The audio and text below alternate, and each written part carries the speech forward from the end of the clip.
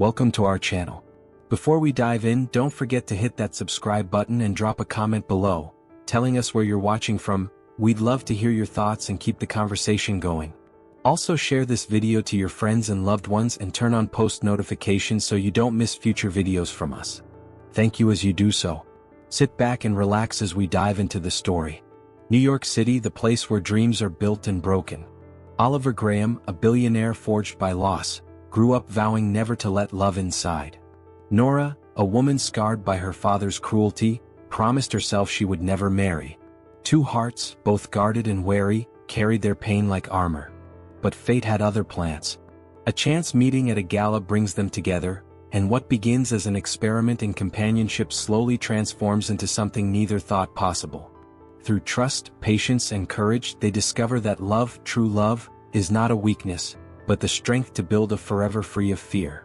The New York skyline glimmered like a restless constellation. From the glass walls of his penthouse on the Upper East Side, Oliver Graham stood in silence, hands clasped behind his back, staring at the city as though it were both his kingdom and his prison. The world knew him as a billionaire investor, a man who could tilt markets with a single decision. His face appeared in business magazines. His name carried weight on Wall Street. Yet in the privacy of his home, Oliver was nothing more than a man imprisoned by memories of a childhood that had branded him with scars invisible to the eye. He had long ago vowed never to let love inside his heart. The vow had been born of tragedy. His father, Daniel Graham, was a man of immense wealth but not a man of happiness. Daniel had inherited an empire from his own father and expanded it with determination. He was a kind man, devoted to his wife, but his love was never reciprocated. Oliver's mother, Evelyn, was beautiful, poised, and admired at every party in New York society. But Oliver remembered clearly, even as a boy, that she treated his father with disdain. He remembered the long evenings when Daniel would wait for her, the dinner table set, the candles burning low, while Evelyn danced at charity balls or whispered into other men's ears. She had not married for love, but to please her parents and secure her place in the Graham dynasty. Respect had no place in her heart for Daniel.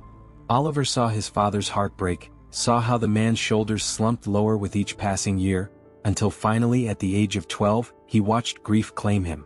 Daniel Graham's heart failed him one winter's night, and Oliver, barely tall enough to see over the hospital bed, was left fatherless. His mother lingered for 5 more years, but her presence was hollow. By the time he was 17, she vanished completely, leaving no word, no explanation. Some whispered she had run away with a younger man. Others said she had gone abroad to start over. To Oliver it didn't matter. She had left just as she had always left. It was his grandmother, Margaret Graham, who stepped in to raise him. She was stern but warm, teaching him discipline and responsibility while nurturing the fragments of his broken heart. From her he inherited resilience. From his father he inherited devotion. And from his mother he inherited mistrust. By the time he came of age, Oliver had sworn one truth into the marrow of his bones. No woman would ever have the power to wound him as his mother had wounded his father. Love, he decided, was a dangerous illusion. At 35, Oliver embodied success. His suits were tailored in Italy, his fleet of cars could silence traffic on Park Avenue, and the media called him New York's Ice King. Yet behind the polished exterior was a man who never attended social gatherings except out of duty, who dismissed every attempt at romance, who kept his circle as tight as a fist. He believed he was content in his solitude. Until the night of the charity gala. Across the city, in a neighborhood that lacked the gleaming perfection of Fifth Avenue, Nora adjusted her blazer in the mirror of her modest apartment. She worked at a small but prestigious art gallery in Soho, one that often collaborated with wealthy benefactors. Tonight her boss had asked her to attend a charity gala on behalf of the gallery. Nora was used to art, used to culture, but not used to grand events filled with billionaires. Still, she prepared herself with quiet determination. She wore a simple black dress, elegant but not flashy. Her hair swept into a neat bun. As she fastened her earrings, her mind drifted unwillingly to her past. Her father had been poor, yes, but poverty wasn't the worst of it. Laziness was his curse. He depended entirely on her mother, expecting her to provide for the family while he complained of unfulfilled dreams. He never once appreciated her sacrifices. Instead, he lashed out with bitterness and violence. Nora remembered the nights she huddled in her small bedroom, hearing her mother's muffled sobs after a beating. She remembered pounding on the locked door when her father shut her inside to stop her from defending her mother. She remembered the day her mother left to save her life, alone. Her father had refused to let her go with her, ripping away the only person who made life bearable. Years later, when he died, Nora thought freedom had finally come. She reunited with her mother, but it was a bittersweet reunion. They lived together for a few precious years until sickness claimed her mother as well. Nora had been left with nothing but the lessons her mother instilled: resilience, independence, and a vow never to marry. Marriage, she believed, was a trap, a stage for cruelty and disappointment. Better to live alone than to suffer what her mother suffered. Yet life had carried her here to New York City, where she poured her heart into art, into finding beauty in brushstrokes and sculptures, into telling stories that transcended pain. The ballroom at the Plaza Hotel was bathed in golden light, chandeliers sparkling like captured stars, waiters glided between tables with champagne flutes, and the hum of conversation mixed with the soft notes of a string quartet. Oliver arrived in a tailored navy suit, expression unreadable, nodding politely at acquaintances who rushed to greet him. He was here for appearances, nothing more. His company had donated generously to the charity, and the press expected his presence. He disliked these events. They reeked of insincerity. Nora entered a little later, her eyes wide at the grandeur, but she carried herself with quiet dignity.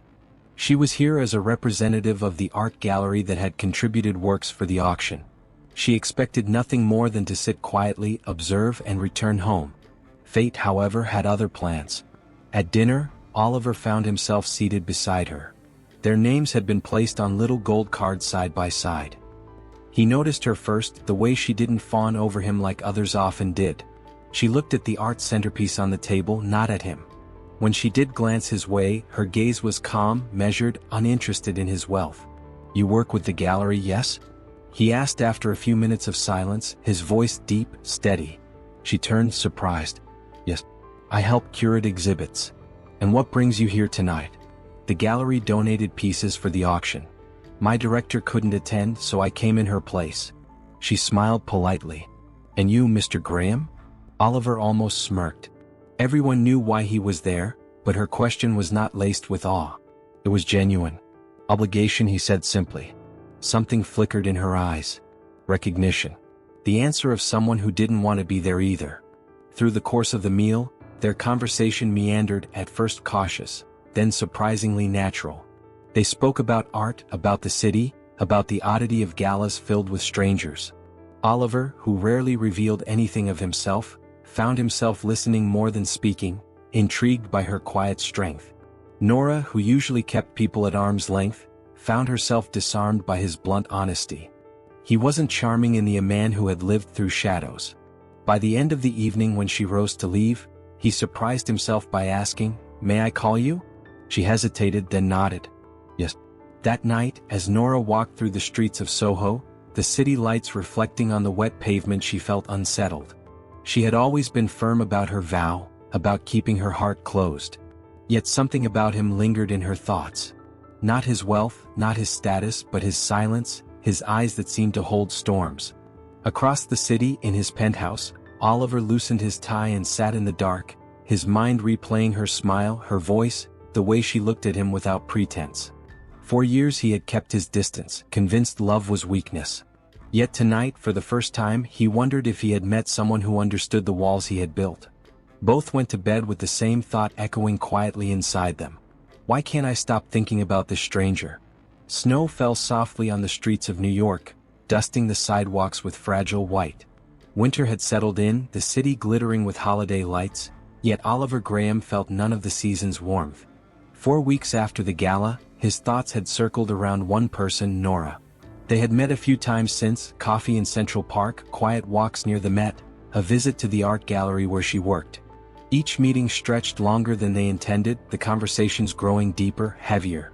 He wasn't used to this opening up, listening, feeling, and yet he found himself craving her presence. Nora was no different. She had built a life around walls, but when she sat with Oliver, her guard weakened. His honesty mirrored her own scars. His silence wasn't emptiness. It was survival. One crisp evening, after an hour of circling their painful histories, they found themselves seated across from each other at a small diner tucked away in the village. A single candle flickered between them. "You've never been in love?" Nora asked, her hands wrapped around a mug of tea. Oliver shook his head. "I've seen what love does. I saw it kill my father. I promised myself I'd never give anyone that kind of power." Her lips pressed together. "I made the same vow. My father destroyed my mother's spirit. He made marriage look like a cage." They sat in silence for a while, the weight of two broken childhoods hanging in the air. Finally, Oliver leaned forward, his gaze intense. "But we keep meeting. We keep talking. Something keeps pulling us back." Nora gave a small, nervous laugh, "And that terrifies me." He surprised her with a faint smile. "Me too." It was then that Nora said something she hadn't planned. Maybe we could test this. Not as lovers. Not with expectations. Just as two people sharing space. Oliver raised an eyebrow. "What do you mean?" "Live together," she said slowly, as though hearing herself for the first time. "For 2 months. No intimacy. Just see if we can exist without hurting each other." For a man like Oliver, used to control, to logic, the idea sounded absurd.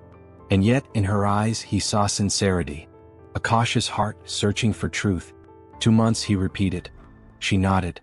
"At the end, we'll know whether this is possible or if we should walk away for good." His chest tightened, but he found himself saying, "All right." 2 months. 2 days later, Nora stood at the glass doors of Oliver's penthouse.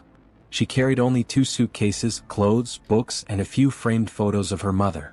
The doorman greeted her respectfully, but she still felt out of place as she stepped into the elevator, her reflection staring back at her nervously. The penthouse was everything she expected. Spacious, minimalist, breathtaking views of Manhattan. But it felt cold, as though no one truly lived there. She noticed the sharp lines of the furniture, the absence of personal touches. "Make yourself at home," Oliver said almost awkwardly as he helped with her bags. "Do you ever?" she asked softly. He frowned. "Do I ever what?" "Make yourself at home." He didn't answer. The first week was awkward. They moved around each other like strangers, polite but distant. Nora cooked simple meals in the sleek kitchen, surprising Oliver when she invited him to sit down instead of eating at his desk. He listened quietly as she described her latest gallery project. At night she curled up with a book in the guest room while he worked late into the hours. The silence in the penthouse no longer felt heavy. It felt shared. Gradually things began to change. One morning, Nora brought fresh flowers and placed them in a vase by the window. The penthouse suddenly looked less like a museum. Oliver walked past them, paused and asked, "Why flowers?" "They make a place breathe," she said simply. Another evening, she found him in the library staring at shelves of unread books. "Do you actually read these?" she teased. He chuckled, surprising them both. "No. They came with the penthouse." She pulled out a volume of poetry and handed it to him. "Then start tonight." They began reading together, sometimes aloud, sometimes silently side by side. It became their ritual, softening the edges between them. Once, when a snowstorm cut off power briefly, they lit candles and sat on the living room floor, laughing over takeout and stories of childhood. Oliver shared how he had once dreamed of becoming a musician before the family business consumed him. Nora confessed her childhood dream of painting, abandoned when her father mocked her. For the first time in years they felt seen. But it wasn't perfect. One morning, Oliver criticized the way she stacked dishes. His voice was sharper than he intended, and Nora froze, her eyes flashing with memories of her father's harsh tone. "I'm not your employee, Oliver," she said, her voice trembling with anger. He saw the hurt immediately, his chest tightening. "I didn't mean. I won't live like that," she cut him off.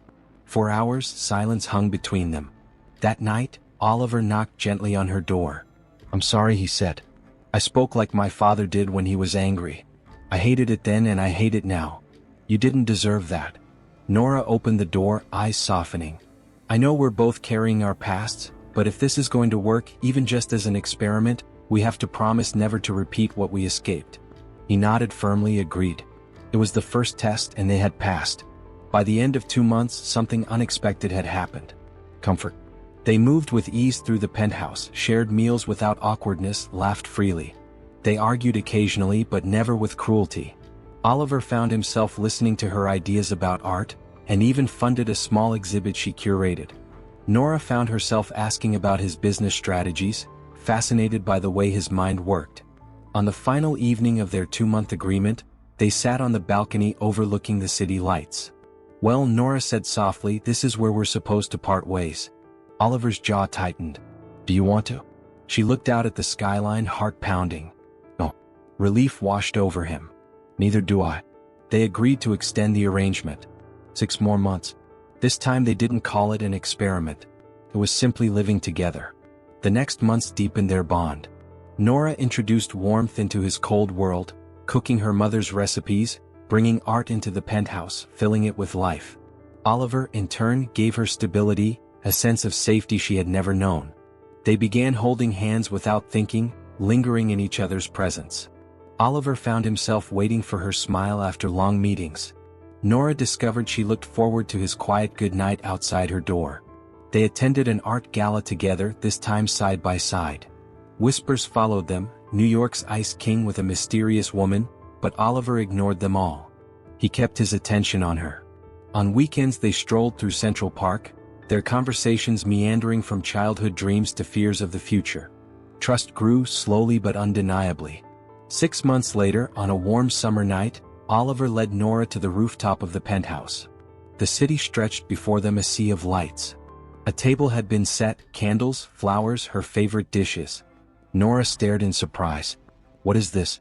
Oliver stood before her, his usual confidence edged with vulnerability. 6 months ago, I agreed to an experiment. I thought it would end with distance. Instead, it gave me something I didn't think possible." He took her hands. "I know love terrified me. I know marriage terrified you. But being with you doesn't feel like a trap. Feels like freedom. And I don't want to live without it." He pulled a small velvet box from his pocket and opened it. Inside was a simple, elegant ring. "Nora, will you marry me?" Her breath caught. She looked at him, at the city glowing behind him, at the sincerity in his eyes. Fear rose in her chest, fear of history repeating itself. But stronger than fear was hope. Tears filled her eyes as she whispered, "Yes." The spring air in New York carried a new softness, the city alive with blossoms in Central Park and sunlight spilling across the Hudson. For Oliver and Nora, life had entered a rhythm neither of them had expected but both deeply cherished. Their wedding had been small, intimate, no paparazzi, no extravagant headlines, just close friends, Oliver's grandmother, and a few of Nora's colleagues from the art gallery.